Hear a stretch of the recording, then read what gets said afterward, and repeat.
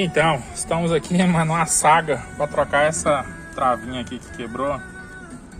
Rapaz, eu desmontei o carro inteiro. Justo porque essa travinha aqui, ó, ela amassou para dentro e eu não conseguia puxar para fora essa peça. Essa peça é só você colocar uma chave aqui, uma chave de fenda fina aqui, e apertar e quebrar a trave e puxar ele para fora, que ele sai por fora. E aí, ó, o que eu fiz dentro do carro aqui. Aqui, ó, eu tirei o quebrado, né? Aqui, bem simples, ó. Na pecinha, você puxa essa molinha aqui, põe ela no buraquinho.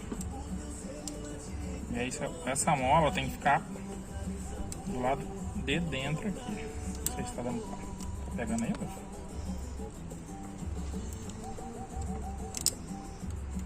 Aqui, ó, a mola fica pra dentro. Soltou.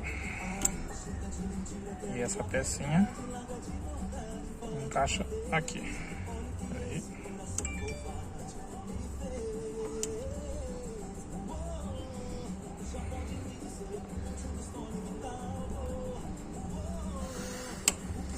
Pronto, encaixado.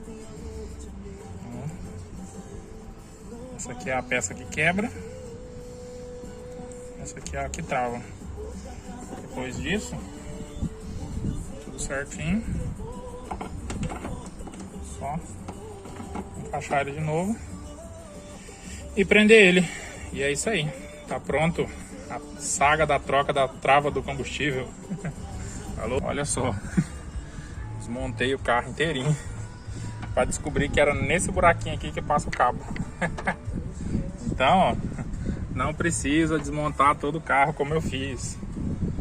Só puxa a travinha. Se ela tem uma certa resistência, pode puxar sem medo, que o cabo aqui dentro é bem comprido, ó. Então não corre risco de arrebentar o cabo por dentro. Falou, valeu!